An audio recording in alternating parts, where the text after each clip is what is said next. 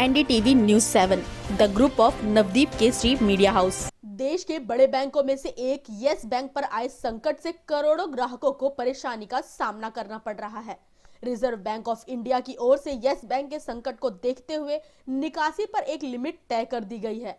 अगले एक महीने तक लोग सिर्फ 50,000 रुपए ही अपने खाते से निकाल पाएंगे, जिसके बाद लोगों में हलचल का माहौल है।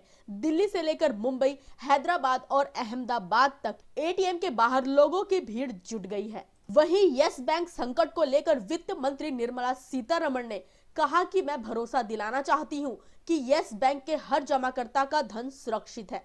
रिजर्व बैंक ने मुझे भरोसा दिलाया है कि यस बैंक के किसी भी ग्राहक को कोई नुकसान नहीं होगा। देश दुनिया की बाकी खबरों के लिए हमारे चैनल को लाइक, शेयर और सब्सक्राइब करना ना भूलें।